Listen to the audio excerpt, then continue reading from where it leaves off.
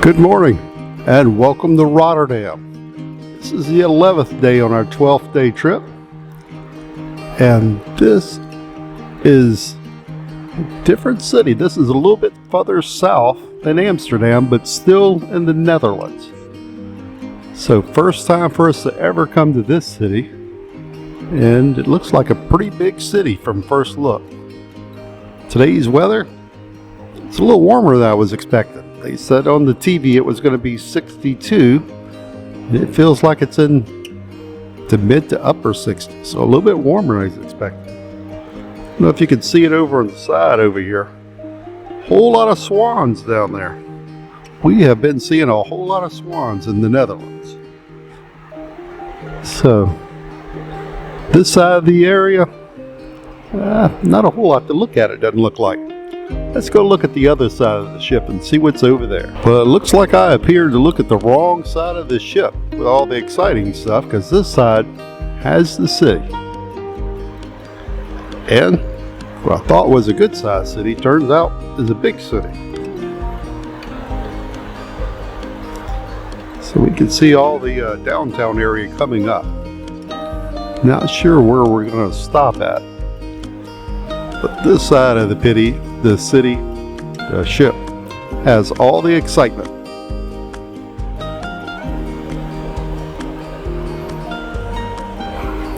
Looks like they have a Chinatown barge. We saw this over in Amsterdam, a single barge that has a Chinese restaurant. That's pretty neat though.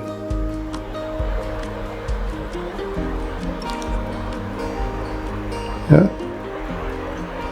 You can see, looks like Amsterdam way off in the distance, further back. You see,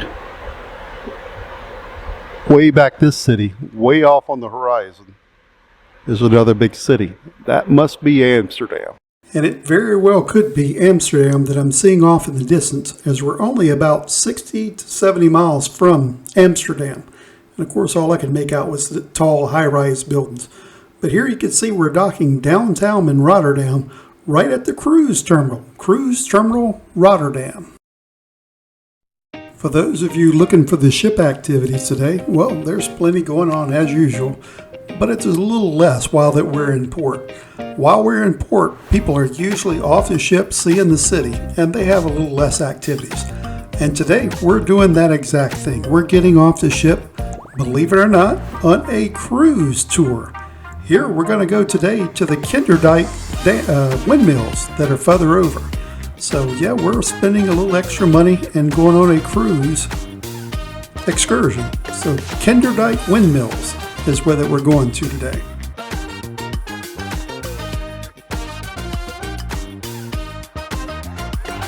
In case you ever wondered how that they tie up the big ships, you can see in the back, they're pulling a small rope over the shore, and that small rope pulls a bigger rope, and the big rope is what they'll use to tie up. It's usually made out of nylon, a heavy strength rope, and it's big and fat whenever that they pull it over, but once they pull the tightness out of it, it shrinks.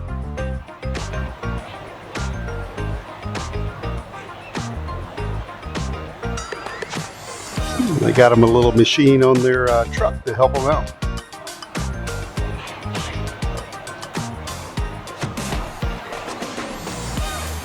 And we are easing closer and closer to the pier.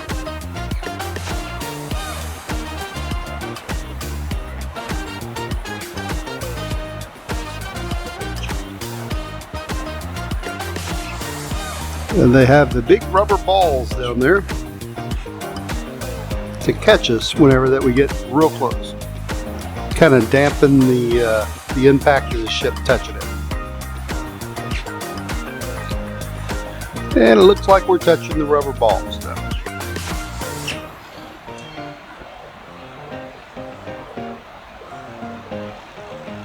Yep, we're mashed in there now.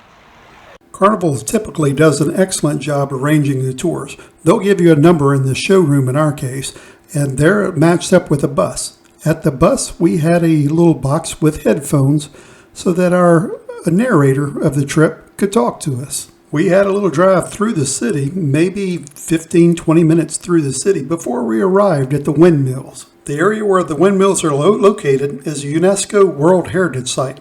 All these windmills were built in the 1700s. Kinderdijk in the Netherlands. Collection of windmills that have been restored back to their original, almost working order. The windmills are essentially a museum. There's a couple of them that you can go into and go all the way toward the top of the windmill and see how the inner workings were. And that's right up my alley. Of course, climbing and doing things up ladders, not so much sure. So I'll take you up the windmill and show you the inside. Here you can see the lowermost gears of the windmill. These would have been connected to a belt that could have ran a pump or pounded wheat or corn into flour. Any sort of things, even hook up to a saw to saw wood. A number of things could have been used with these gears. And these weren't just working windmills. The people that worked here had their families lived here. So there was a whole lot of kids, adults, all running around helping out with the windmills. So it was, each level had living quarters on it. In the event of a storm, they could have also pumped water out of the area near it. On the upper levels, you could see the gears very clearly up here. You can even see the pivot where at the top of the windmill rotates 360 degrees to catch the wind. And the vanes that are spinning around the wheel turns another gearbox that's vertical going up and down. So ingenious idea to catch the wind from any direction. And next you'll see the reason I lost Cheryl at the very bottom. Steep ladders. I mean really steep ladders. She's not good at climbing them, so she stayed on the ground floor. And the next level down had a bigger bedroom here. Here you can see the types of dress and clothes that people would have worn in this period. And there was a good bit of room going around here. Of course, we don't know what it would look like in the old days, but I imagine it's pretty similar to what we have now. And the amount of money and engineering that would have gone into building one of these windmills is amazing. Here you can see the huge timbers and how thick the stone is on the bottom floor. So you have all this stonework, all the timbers. It's a little feat of engineering. Like I say, in the 1700s is when that they were building these. And the windows on these lower floors were also a signaling area.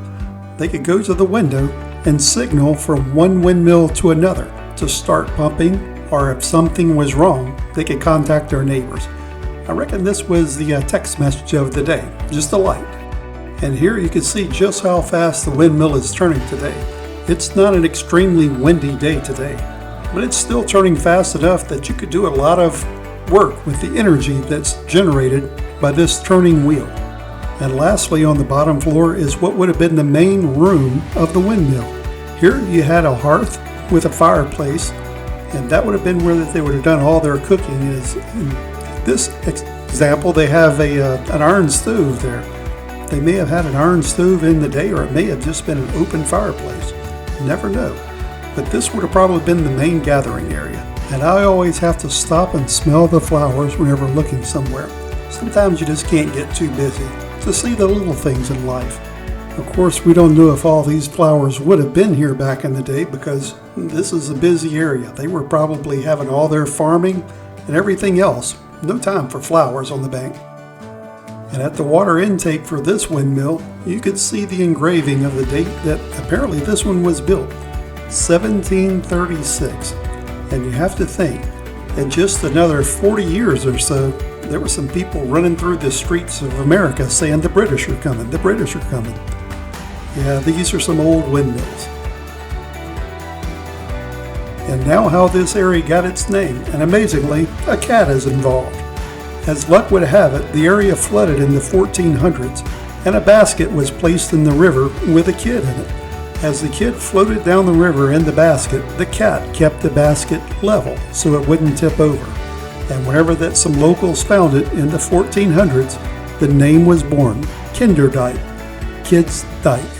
And our time at the windmill is starting to come to an end, but not before, well, we have to take our usual quick selfie in front of the windmills. And I love how this Kinderdijk area is being kept just as it was in the 1700s. It could have easily been torn down, and our guide said that many windmills across the Netherlands have been torn down recently, just to make way for progress.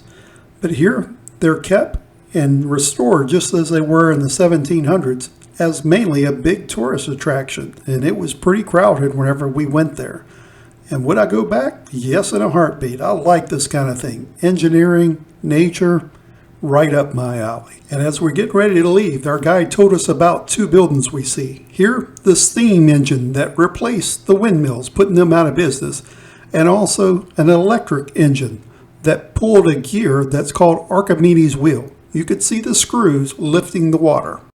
And as we head back to the bus, I see snacks. So we got this sausage thing in a roll, and also you got to have a Coke Zero this early in the morning, and some cookies, which leads to our next episode of Snacks on a Bus. And down, snacks on a bus. Here we have some snacks from the windmill. So we'll try some of these and see what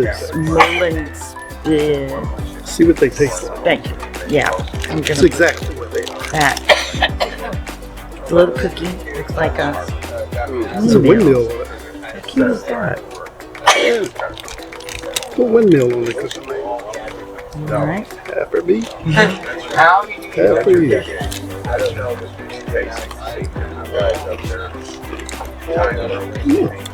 Very good. Kind of Tastes gingery. like, yeah, it tastes like a ginger snap. Give them a thumbs up. So, thumbs up for the cookies. That. Yep.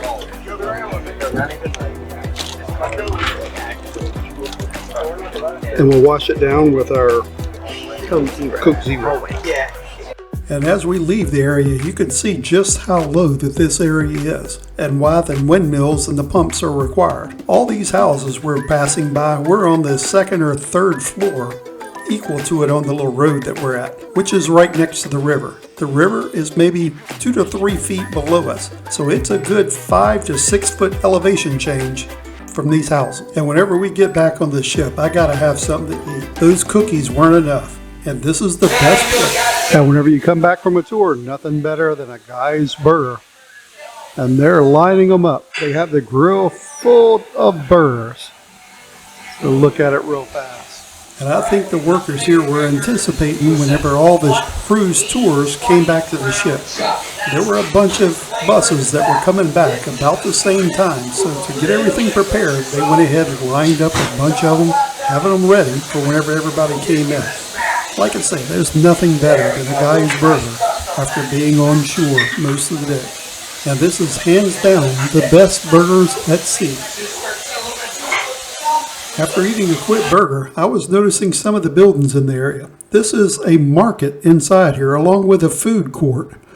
And this building, well, it's an office building, complete with meeting room and everything that's looking right out at the cruise ships.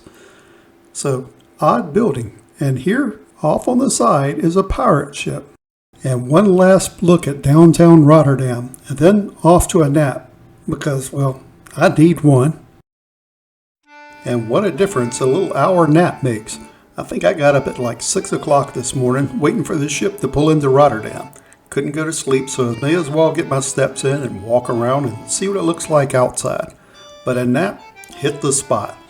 And in case you didn't notice it, our little stickers that we wore for the excursion had a number 2 on it, meaning we were the second bus getting off the ship that day. So it was an early day. I think all off the ship was about 8:15, something like that. So we got off the ship pretty early, going to the Kinderdijk area. And tonight's menu, well, it was an international assortment of items. Of course, the main item that we have tonight is, well, that's chicken parmesan. So we're going to say that's Italy, thus the Italian music. But everything else was pretty much international. And for starters, Cheryl had the French onion soup, France. And of course I had the Caesar salad, Mexico. And then, because you can get as many appetizers as you want, I also had stuffed mushrooms, French, and then for entrees, both of us had chicken parmesan, Italy. Cheryl had the banana split, we'll say that's American. And of course, I had my typical warm chocolate melting cake. That's gotta be Willy Wonka. And because we're on the fun ship, well, there's dancing after every meal. And of course, here we had copyrighted music, but sometimes it's better to display the Italian music and show you what's going on. That's just as important as the real music. And as you can see, it's always a whole lot of fun after every meal on Carnival.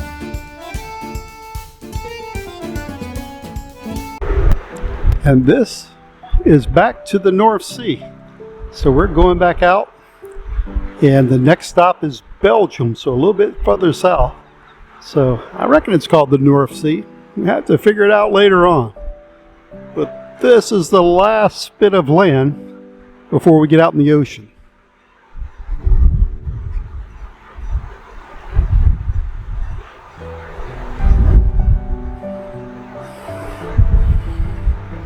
So out there all we see is windmills and ships.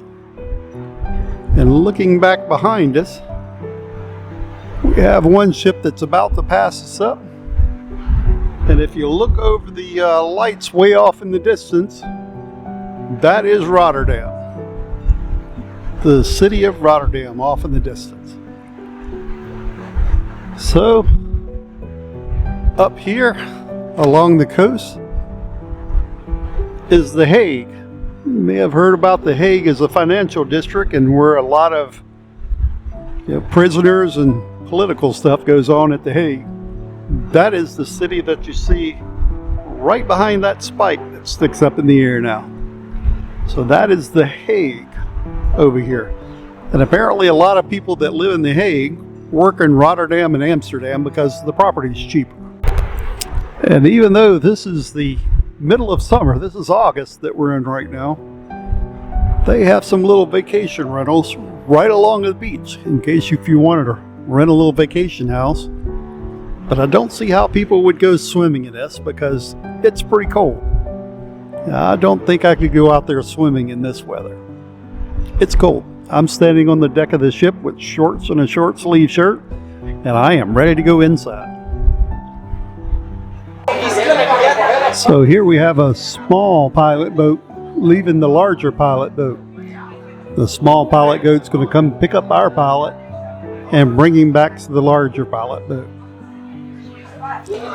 And these pilots are always pretty much at every port, well, every port that I could think of, to assist bringing in the boats, giving them sea conditions and advising them on what the captain can do. But it's ultimately the captain's decision on any information given. I'll speed this up just a tad, but it gives you an idea of the conditions that the pilots go through to bring the cruise ships in and out. Never know what kind of seas they'll have. It may be high seas, may be okay. But anyway, this gives you an idea. The next thing we'll do tonight is catch one of the shows. This one, Epic Rock. I'm not sure how much of the video I'll be able to have the music on, but we'll see what YouTube allows. And if not, I'll just mute it and we'll put some other music over it and you can see the little bit of the show. But anyway, this is one of the shows that they have, Epic Rock. And they'll usually have 2 to 3 shows on a 7-night cruise. Here, we're on 12 nights, so they played the same shows a couple of times. And even though I can't remember how many times that we've seen the show, it's always different singers, different dancers, makes it a little different show each time, and we're happy to see it each time. Next, we'll attend the 80s Rock and Glow party out on the deck. There's always singing, dancing, lights lighting up, all kinds of fun to be had at these shows. And if you plan on going, wear something white. That way it glows in the dark. As you can see here, they have the black lights on, and everything that's white glows. And whenever you go into these parties, you never know who you'll see. Here we run into these young ladies who were prepared for the 80s Rock and Glow party. And hopefully this gets you prepared for any cruise, travel, or wherever you may be going, as we showed you Rotterdam through our eyes. Also the Kinderdijk area. And if you haven't already subscribed, go ahead and hit the subscribe button. And to be notified, hit the bell. That way you'll receive a notification of each video coming out. And as always, thanks for watching.